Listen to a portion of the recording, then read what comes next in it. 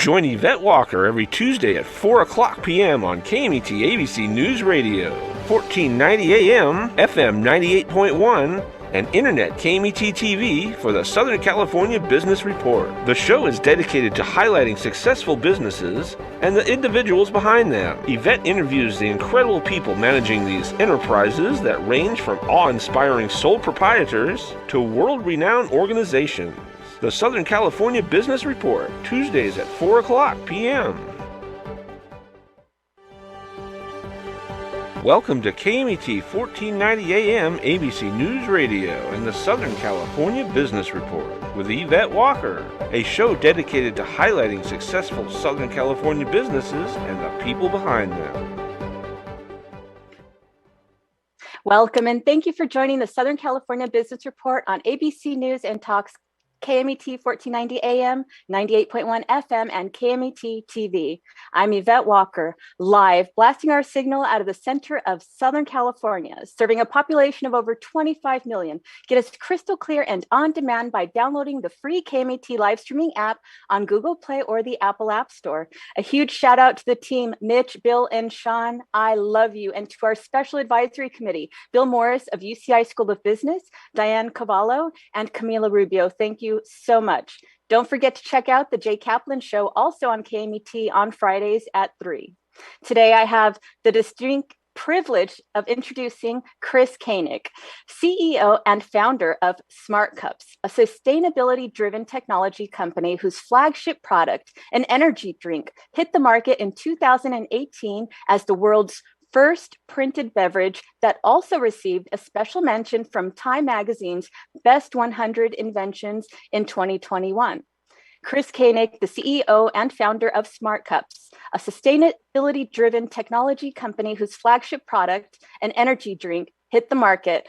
He started Smart Cup by utilizing a patented delivery system technology that allows flavors and active materials be printed on substrate surfaces. These applications can be used in a myriad of industries, including pharmaceuticals, cosmetics, and more, allowing for a reduction in storage and transportation requirements, resulting in a reduction of the world's overall resources. Today, Chris oversees Smart Cups' 23,000 square foot manufacturing and R&D facility in Mission Viejo, California. Born and raised in Union City, New Jersey, Kanik's creative and entrepreneurial spirit can be directly attributed to be the first generation born of immigrant parents. Having experienced firsthand the struggles and inequalities that exist among socio-economic classes, Chris has always been drawn to disrupting the status quo and designing better solutions to systems. He first entered a lab at the age of 12 to study the chemical degradation of aspartame in diet sodas over extended storage periods at room temperature. At 14, he joined a research team in the Nutritional Sciences Department at Rutgers University to study adipocyte metabolism in adipocyte fatty acid binding protein, knockout mice after short-term high-fat feeding. His work contributed to the discovery of a functional compensation by the keratinocyte, FABP. From there, Chris went on to join a research team working on a NASA-funded project developing biologically based nanorobots at Rutgers in the Department of Mechanical and Aerospace Engineering. Thank you so much for joining us today, Chris. Oh, thank you very much for having me, Yvette. Very humbling to be invited to be on the show. Well, I'm just so excited to talk about these Smart Cups, your sustainability technology, and what the future has in store for this technology. It's really, really impressive. So please, let's start with your background. How did, you get to start from the time you were 12 years old studying aspartame and the degradation of it to today being the founder of the first printed material on a cup that could possibly change how we look at sustainability? Yeah, well, what you think is cool and fascinating is kind of the bane of my existence. I first started working in a lab when I was 12 years old. I was studying the degradation of aspartame in diet sodas at room temperature. Learned how to use HPLC machines, use laboratory equipment. And from there, moved on and did research at Rutgers University. And I did that till I was about 19 years old. I think you mentioned a number of the projects that I worked on, and it seems like a lifetime ago. Now I've got 3 kids, and so it's all about the kids, and and I run the business. But what do your kids think about this? My kids don't give a damn. I mean, quite honestly, I mean, for a period of time there, my kids thought I was either like Groot from Despicable Me, and I had like a secret lair where I was going to create a contraption and steal the moon, or I was like Dr. Evil or Tony Stark. I think that the coolest one, I had a particle analyzer in my garage once, and I was pulling it apart for other parts, and my son is like, "Dad, are you like Tony Stark?" And I looked at him, I go, "Son, I don't even know where to begin. Just leave me alone." So, oh my goodness. Yeah, no, so my kids, the way I grew up and the way my kids grow up is completely different.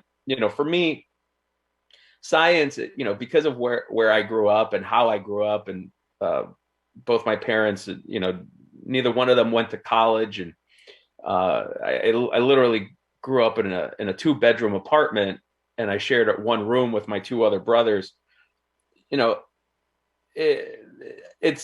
I just saw science as a vehicle to getting me to a better quality of life.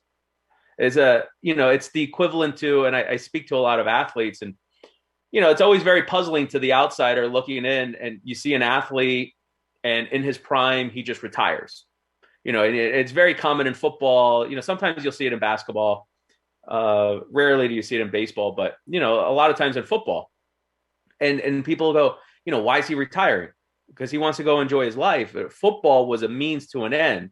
Football was the vehicle for that individual to get out of his quality of life and move up. And I saw that with science. And the good thing about my parents is that they always emphasized education. And I took school very seriously. And I saw that. I said, well, no one's going to take what's in between my 2 ears. So I'm going to push as hard as I can. It might, and I'm told that my story is unique and whatnot. And for me, it's just, I take it for granted. For me, it's just, I've got a 13-year-old son. I look at my 13-year-old son and I go, do you know what I was doing at 13? You could barely wipe your butt properly and go about your day. When I was your age, I was doing, all sorts of things and solving, PhD level problems. For me, it's just second nature at this point. My life has not been linear. It's been all over the place because at 19, I decided I want to be a stand-up comic, and I said, why not? American Chemical Society scholar. And I just decided, I find this stimulating. I think I could be good at it. And I want to do something that I'm going to enjoy with my life. And so I was a stand-up comic for about 7-8 years. And I started in New York and traveled around. I went overseas, did some TV. And it was very stimulating. That's what brought me to Southern California. I moved to California in 2007 off of a tour of all the improvs in America. And I had no concept of Los Angeles to Orange County. And I didn't even know how to drive. Wow. In New York, you don't need to know how to drive. Right. There's a lot of public transportation. So I moved out here and I think I was 22, 23. And one thing led to another. I went to South Africa, did some stand-up, came back.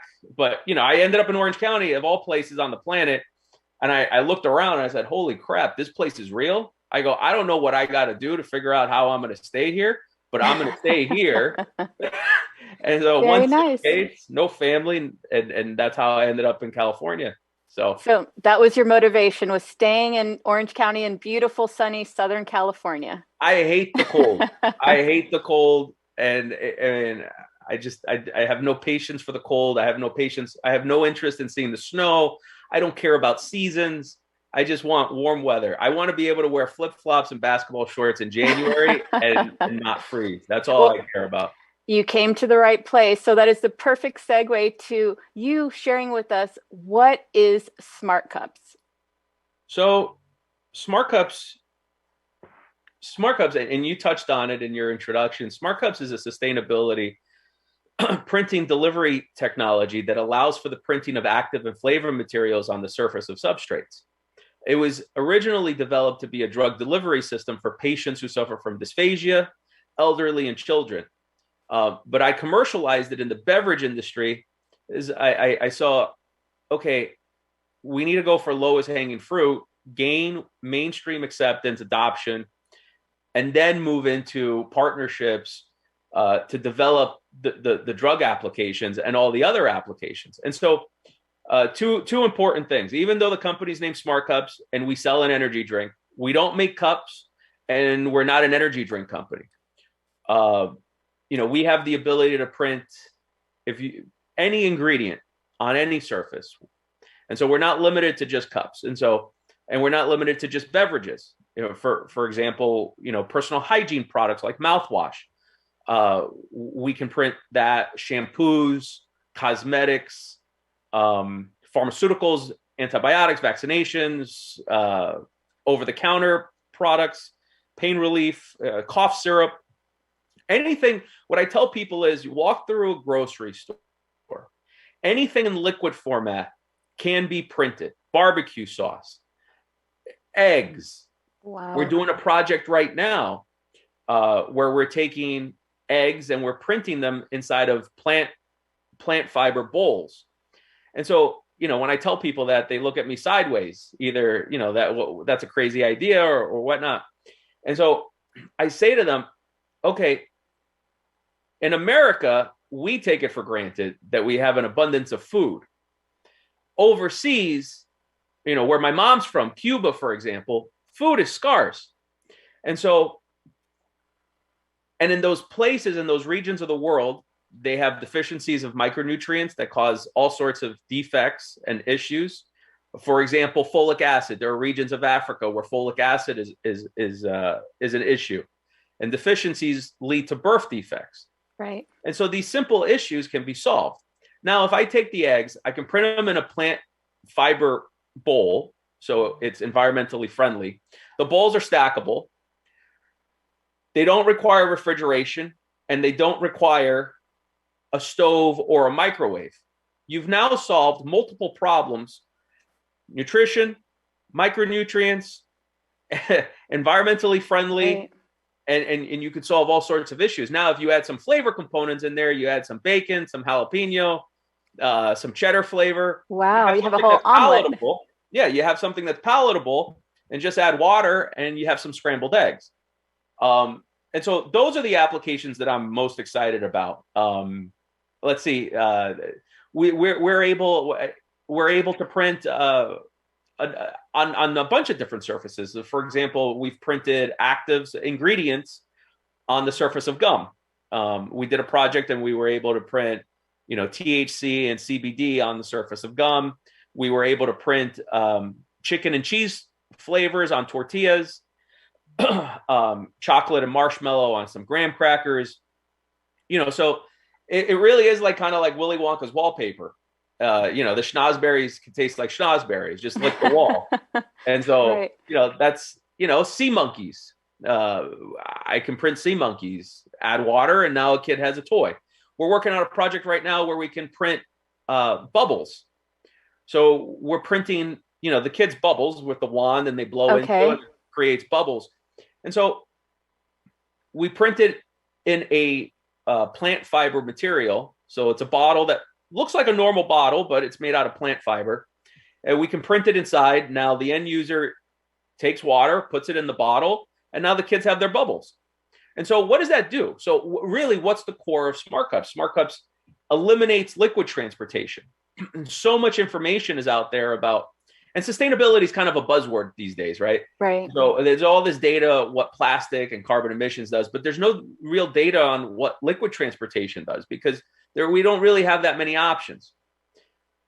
So we've partnered with UCLA's Institute of Environment and Sustainability to do a project and look at that, and should be published here in the next couple months.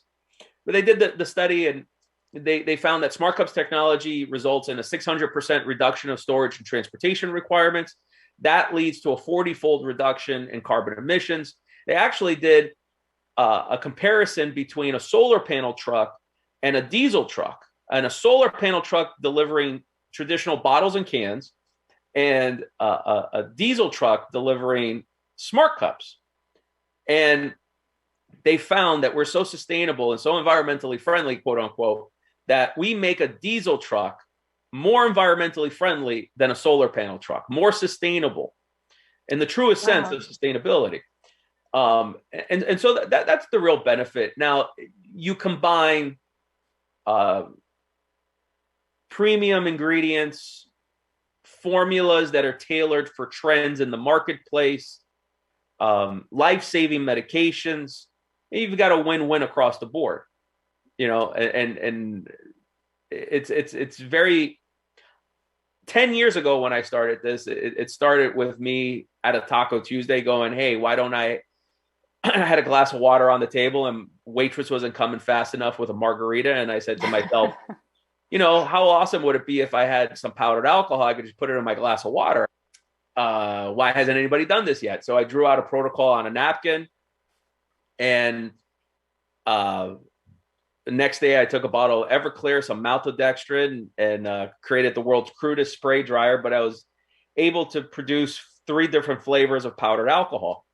I caused a fire, but it is what it is. And so, but what started at a Taco Tuesday has transformed into what I'm most excited about are the humanitarian applications, the applications where it's going to positively impact the quality of life for not just pockets of people, but for the whole world in general, because of the savings, the environmental savings that and sustainability attributes of the technology.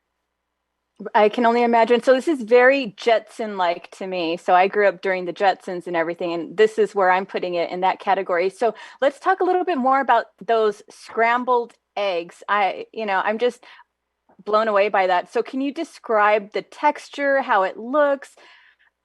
I just can't even imagine how you would print something, reconstitute it with the liquid, and then just see scrambled eggs. So I came across, the concept of powdered eggs, and we actually consume a lot of powdered eggs. If you've ever been to a hotel buffet, powdered eggs is how they're making their eggs. We just don't ever see the powdered eggs, right? So if you take those powdered eggs, which is a commercially available product, we have the ability to take that product, adhere it to the surface of a container, whatever the material may be. It could be aluminum, it could be plastic, it could be recycled material, plant material is what we're printing on currently. We do our magic, our Smart Cups technology that adheres the material onto the surface, protects it from the environment, add some water, activates the amphiphilic polymer that protects the ingredients, the powdered eggs, releases it, and mixes in. And so texture wise, it's going to look like normal eggs that you get at a hotel buffet. So, it seems very futuristic, but what we're taking the raw materials and we're eliminating the need to transport liquid. So the texture, the taste, the look, it's all going to be the same. Wow. Well, I love scrambled eggs, so I'm going to have to order one of those for myself and test it out, because I love what it is that you're doing. I love the sustainability element of it. And of course, the application that obviously and clearly doesn't look like there's something, it's not limited. It's unlimited capabilities on what it is that you can deliver through this technology. Now, are there special printers that you use to deliver these, to print these materials onto the substrates that you're talking about? Yeah, so it's funny you say that because they are special printers. I went from, hey, this is a pretty cool concept, and we were only able to make 50 to 100 cups in a lab setting, to, okay, we need to create a business and see if this will take on in the marketplace. And so we built our initial printing manufacturing equipment from scratch, to give us the ability to produce a couple thousand of them in a shift period.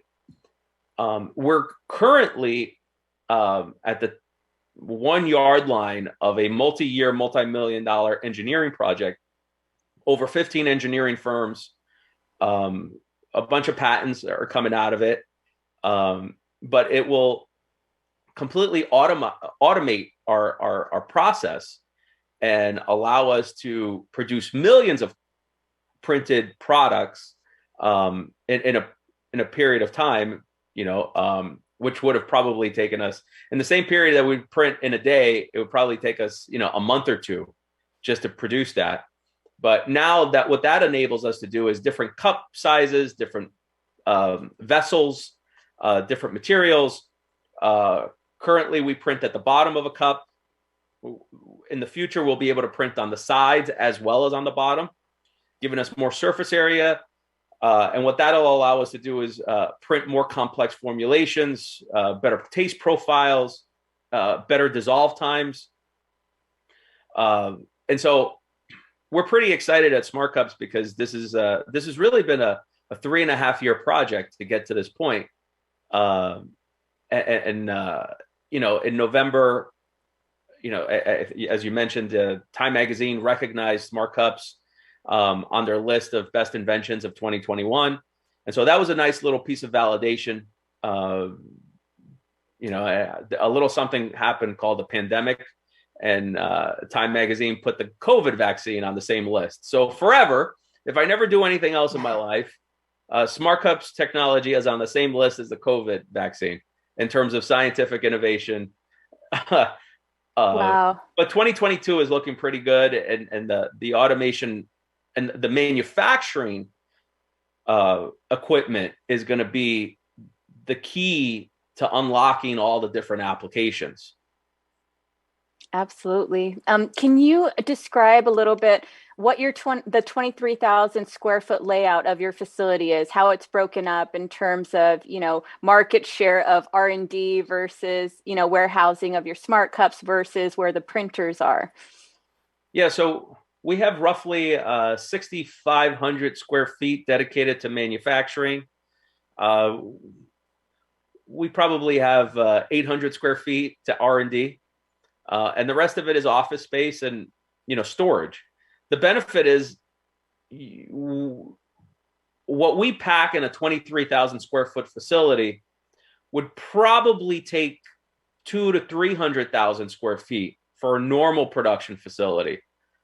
And so, the benefit in resources, and I just did a calculation as to how many kilowatts of energy we use to produce one cup. And that number is going to, decrease significantly as we bring in automation, as our production volumes go up, and our energy either stays the same or decreases because of efficiencies. And so we don't require that much in terms of resource. Our process doesn't involve any water. So, we're not taking any water resources from the state of California and shipping them out to other states. We're actually, from what I've seen and some of the data, we're probably some of the leanest manufacturing, around, if not on the planet. I would put us right up there on the top, 2% of lean manufacturing. Absolutely. And it comes back to the sustainability element and the fact that you're able to house a lot of these items in a way that does not take up as much space, right? Because they're Right. nested as opposed to stacked on top of one another. So, as you mentioned, right, the sustainability factor and the cost factor to move these things are greatly reduced because you're not, driving liquid around, which is very heavy, right? And also, taxes those trucks, which could exactly explains why the diesel truck was far more efficient. Yeah. Yes, and so for those listening, I'm Yvette Walker on Southern California Business Report on ABC News and Talks KMET 1490 AM, 98.1 FM, and KMET TV, talking to Chris Kanik, CEO and founder of Smart Cups, a sustainability-driven technology company whose flagship product, an energy drink, hit the market in 2018 as the world's first printed beverage that also received a special mention from Time Magazine's Best 100 Inventions in 2021 when we return.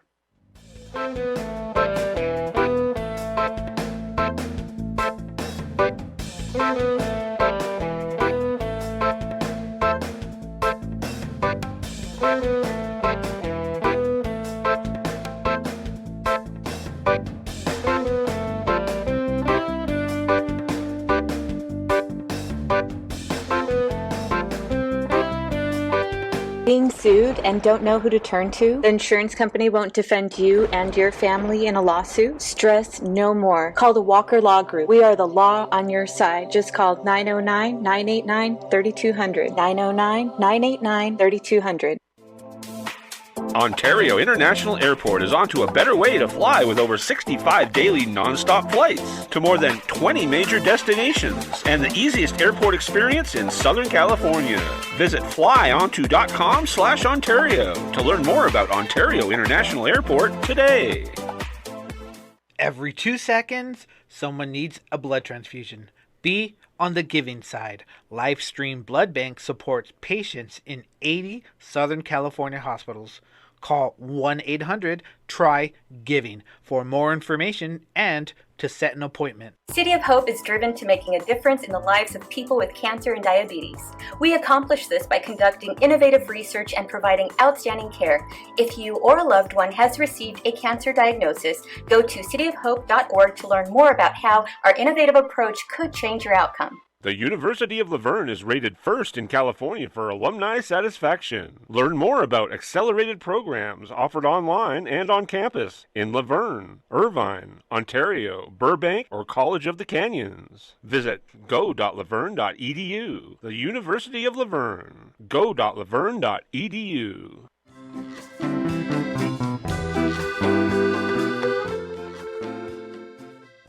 Welcome back. For those listening, I'm Yvette Walker on Southern California Business Report on ABC News and Talks KMET 1490 AM, 98.1 FM, and KMET TV, talking to Chris Kanik, CEO and founder of Smart Cups, a sustainability-driven technology company whose flagship product, an energy drink, hit the market in 2018 as the world's first printed beverage that also received a special mention from Time Magazine's Best 100 Inventions in 2021.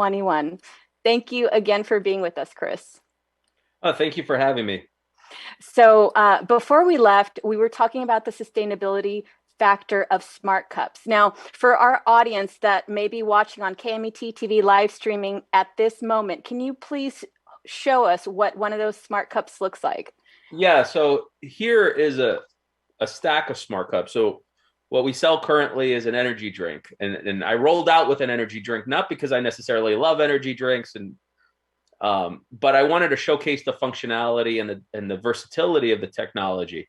And so this stack right here is the equivalent to, 10 of the more popular energy drinks on the market. The same cans, big cans that you see in the grocery store or at a convenience store, gas station. And so each one of these cups contains 125 milligrams of caffeine, amino acids, B vitamins. There's a sweetener and the flavor profile. And so it's printed right there at the bottom of the cup. You add water, and in a couple seconds, you have the energy drink. The cup we sourced, we don't make the physical cup, but we source the cup from another company. And it's actually made out of plant material. So it's commercially compostable. Oh, wow. But we have the ability to print on paper, recycled materials, edible substrates, biodegradable materials. So, when are you ever going to hold, 10 cans of a product in one hand? Like Right. this, right? It's equivalent basically to a case of, let's say, a case of Pepsi or a case of, one of those drinks, or even a case of Gatorade or something like that. But I could throw it up in the air. I can catch all 10 at the same time. Right. But imagine this, or a paper version of this, or a biodegradable version of this with a multivitamin, or cancer medication, or pain relief medication, or personal hygiene products. And so that's really the benefit: the reduction of storage, transportation requirements, and the ability to print on any surface. Right. And so what are you most excited about in terms of the sustainability technology, and what can be done with this new application that you've developed? I'm most excited about sustainability. Has become a buzzword over the last couple of years. Unfortunately, the average person walking down the street gets their fundamental science information off of memes and Facebook ads. And so while people may be passionate about the environment, they don't truly understand the entire picture, right? And so one of the things that we face at Smart Cups is when someone sees this, there's a visceral emotion that comes out that says, this is a plastic cup, it's single use, you're ruining the environment. And through conversation and having them explain, because people want everything quick, I could go on a rant on that, but everybody, I think instant gratification. Instant gratification. I think I was the last generation to actually use the card catalog. Back when I was a kid, you actually had to do work. There were barriers of entry to gain information and go get an A. You had to go to the card catalog, do some work, assume that the librarian did their job, and put the books where the card catalog says they were at, and then read the books and then translate that. There was no copy paste and Google. So I think the lack of barriers has made us a lot lazier, and our expectation of information is quick. But our ability to absorb information has, we're not looking at the whole pictures. We want blurbs, or we want pictures. And then from there, we're extrapolating the entire, opinion or perspective. Right. So when you're talking about something like sustainability, it's very complex. It's not as cut and dry as looking at a meme of turtles choking on plastic at the beach. It's just not, And so what I'm most excited about is the opportunity here with our new manufacturing equipment to gain adoption and partner with some of the larger CPG pharmaceutical companies in the world, and take their brands and put them in Smart Cup technology format. And so things like mouthwash, things like over-the-counter supplements, beverages. And so that's the exciting part of this, is that a lot of companies like to talk about their sustainability message and their commitment to sustainability. This is a technology that actually makes them realize it. Right. I mean, it's a whole nother technology and invention that I believe obviously has never been thought of until you created it, until you brought it to light, and are finding all of these different opportunities to really take advantage of it and to serve so many different wonderful needs, especially when you're talking about folic acid, during pregnancy for women. Yes, that is a big deal. And it's true. A lot of women around the world do not have access to that for various reasons. But if you are able to make it more accessible, more affordable, easier to transport, easier to deliver, easier to consume, then it's just a win-win-win all around in every way possible. Yeah. And one thing, just think disaster relief. We just went through a pandemic where nobody could get hand sanitizer. Well, we're working on printing hand sanitizer on biodegradable films. And so one of the big issues with the hand sanitizer and the shortage of hand sanitizer was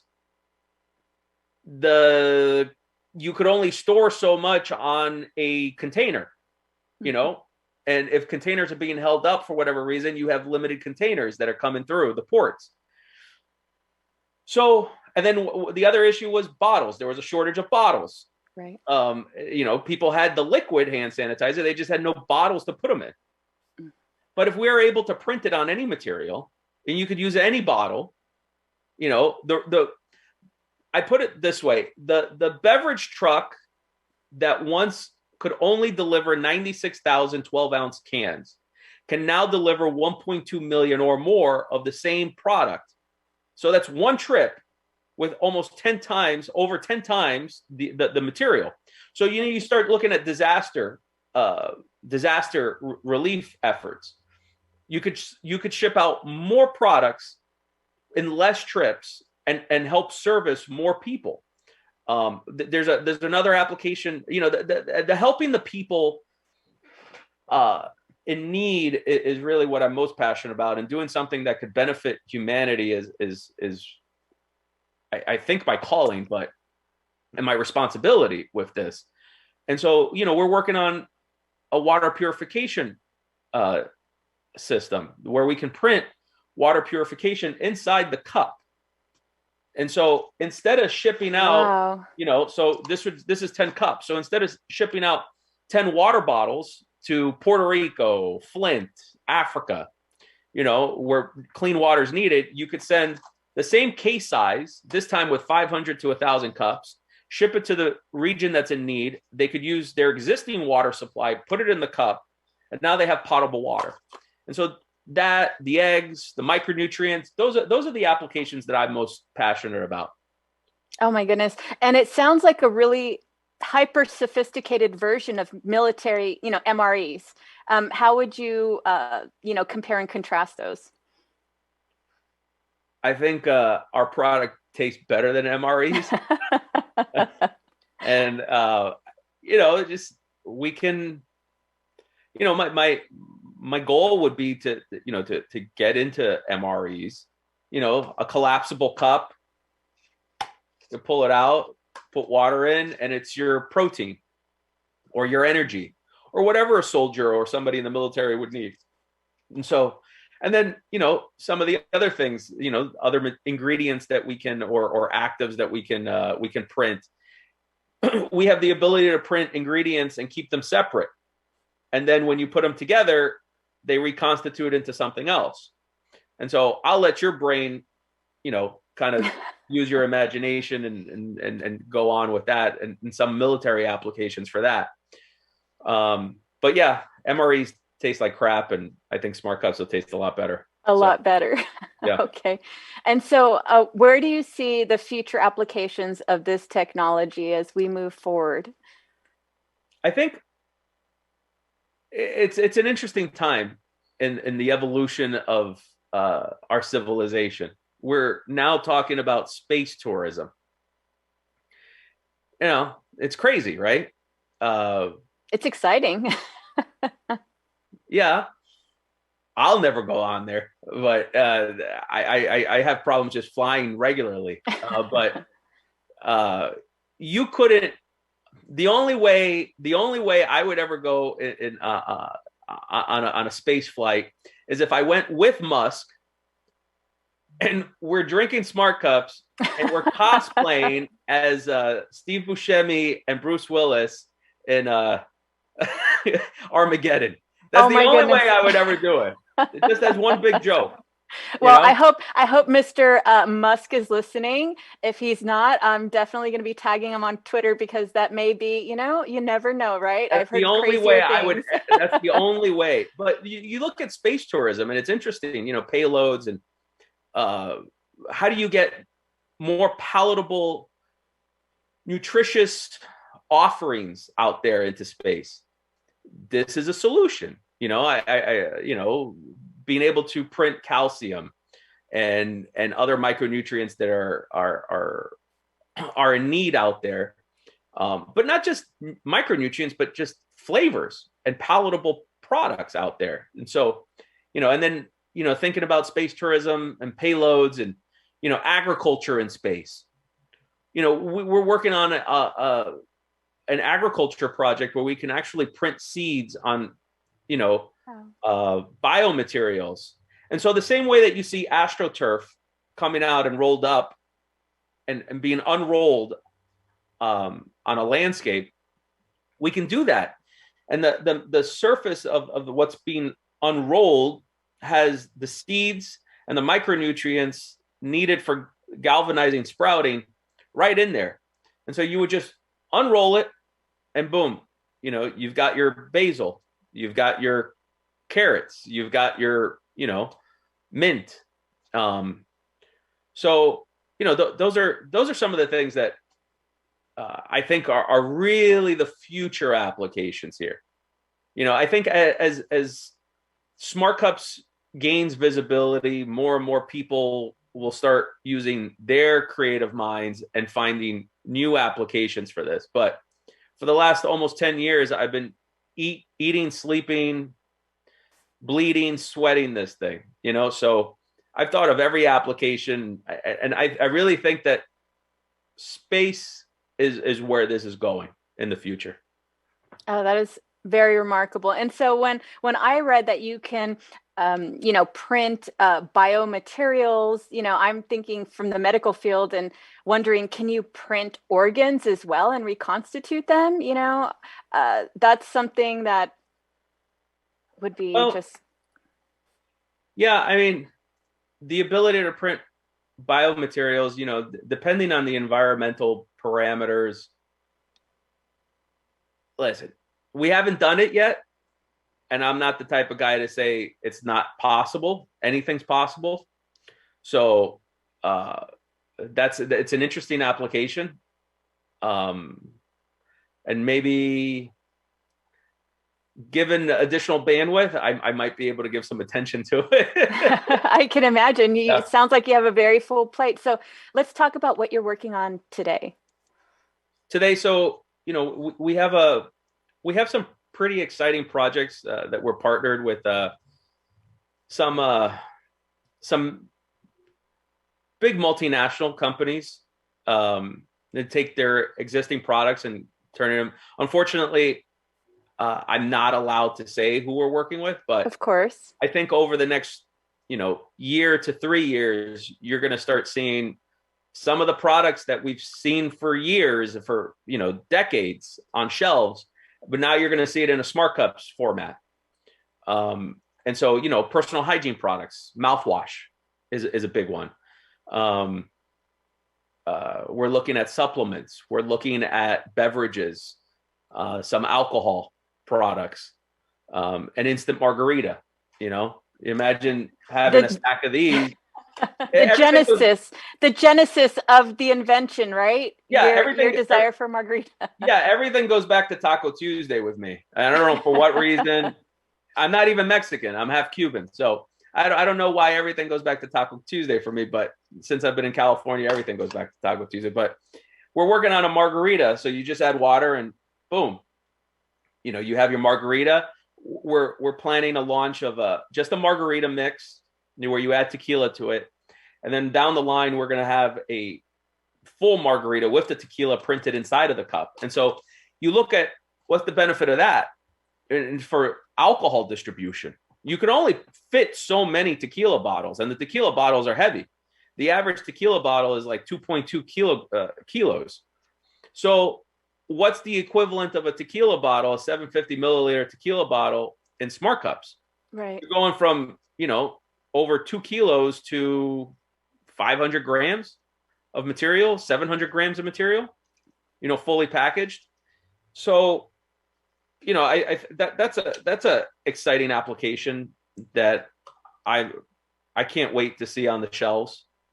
And that is remarkable. I mean, how would that work? Because, let's say, for instance, an añejo tequila requires for the tequila to be fermented, for a long time. So would you reduce it? How does that work? And so there's a couple different ways on how you can do it. And I think that's, the secret, I guess, the secret sauce there. There's a couple different ways we could do it. We could create the tequila ourselves and flavor it so that it mimics, what tequila would taste like.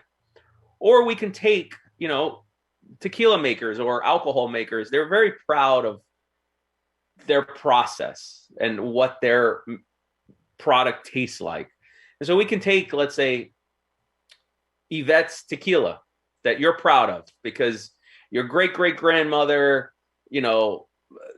extracted the agave herself, and it's been a family secret forever, and it has this unique taste and flavor, and you don't want to have it reverse engineered in any way.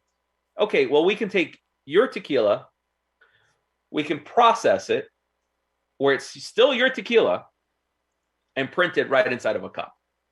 Oh my goodness. So we could either make, well alcohol, or we could take premium alcohols or spirits and, print done. That is remarkable. By the way, if I did, it would be called Rosas Tequila. There you go. My family name. That is wonderful. So, okay, tell us a little bit about the moment you found out that Time magazine had selected your invention to be included in the top 100 inventions for 2021 alongside the COVID vaccination. Yeah, it was a good piece of validation for us at Smart Cups. I started this from my kitchen table.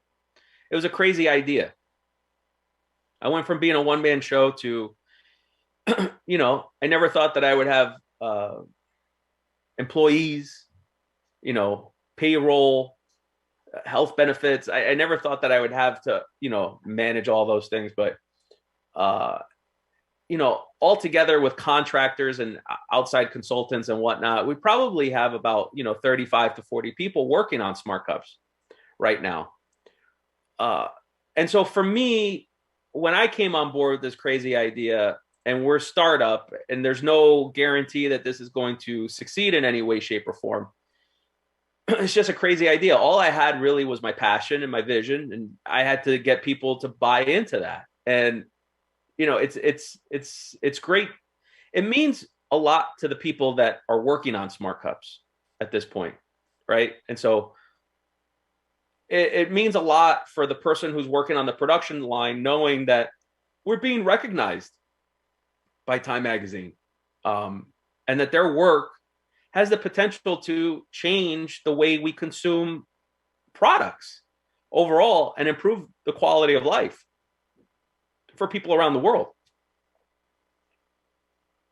Absolutely. And so what is the sense that you get from your employees just overall when they go out there and they're introducing this new technology on the field? What do they come back and report to you?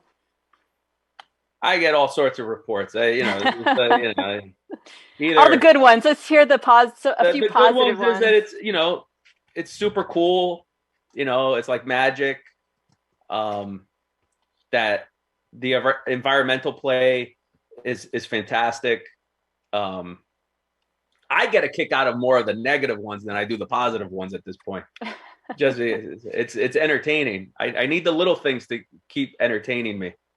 But yes, but overall it's very positive and very uplifting and very motivating.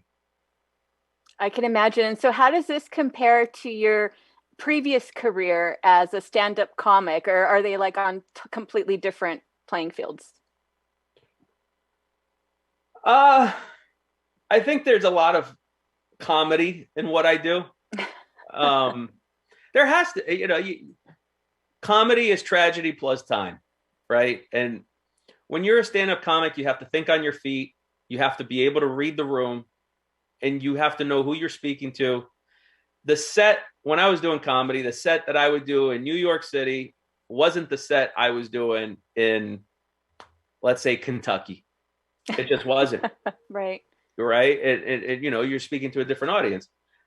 So with that, you learn, because you're always thinking on your feet and not every crowd is the same, you face some challenges. And so you have to quickly adjust to those challenges. If not, you get booed off the stage. And so it's the same thing when you're doing science research. You know,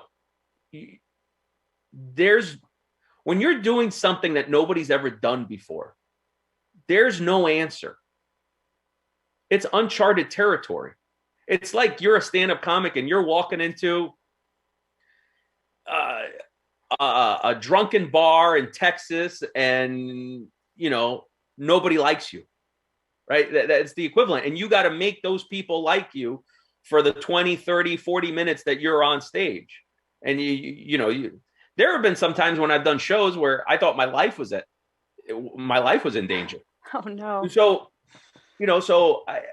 it's the same thing. It's always, the mentality is that your back's against the wall, and no matter what, you have to make this work, because failure is not an option. And so that's the way I approach everything in my life. And that's the way, I approach stand-up, and that's the way I approach Smart Cups. That's a brilliant approach, right? Is being dynamic, being amenable and nimble and thinking on your feet and super quick, but with, an incredible, clearly an incredible talent for finding this wonderful opportunity. So thank you so much for joining us today, Chris. Thank you for having me. It's been a pleasure. Thank you so much. So everyone listening today, look for us on Facebook, YouTube, LinkedIn, and Instagram. Check us out on scbrtalk.com, and don't forget to download the free live streaming app on Google Play or the Apple App Store. Don't miss my interview with John Chapman, the President and Chief Executive Officer at San Antonio Regional Hospital in Upland, California. Mr. Chapman joined the hospital as the Chief Operating Officer in 2018 and is currently the 7th President and CEO in the history of the hospital. San Antonio Regional Hospital has 363 beds, a staff of over 600 physicians, 2,400 employees, and 500 volunteers. The hospital offers advanced patient care throughout the Inland Empire. John is a clinical microbiologist by training and has served as an experienced hospital executive for over a decade. Prior to arriving at San Antonio, he served as Chief Operations Administration Officer at Highland Hospital in Oakland, California. John was not only in charge of operations at this 169-bed general acute care hospital, but also led the clinical and supportive services for the Alameda Health System. Some of his accomplishments included Alameda's accreditation as a Level 1 trauma center, a baby-friendly designation, and the construction of a 9-patient tower. John earned his Bachelor of Science degree in microbiology and immunology from the University of California, Berkeley, and a Master of Business Administration and Healthcare Management from the University of Phoenix. He is also a Lean Sigma certified. John, his wife Arnon, and daughter Nicole are avid dog lovers and enjoy whitewater rafting. John's hobbies include reading, playing, and watching most sports, renovating old houses and cars. Next week, we will have Steve Cisneros, founder of Phantom Projects Theater Group in 1997 at the age of 17, out of his parents' 2-car garage. Overseeing the daily operations for the past 21 years, the troupe has been featured by and written about in Forbes, CBS, NBC, ABC, Fox, Washington Post, LA Times, and in publications from nearly 40 states around the United States. With a background in the performing arts, Cisneros has worked for Nederlander, South Coast Repertory, McCoy Rigby Entertainment, La Mirada Theater, and many more. He's directed over 50 productions and produced over 100. In 2017, for his work in using theater as a teaching tool for at-risk youth, Cisneros was recognized with the Ambassador of Peace Award from the Orange County Violence Prevention Coalition. Other honorees included a judge and a police officer, proving the power of theater and the positive impact on young minds. Don't miss it. See you all next week.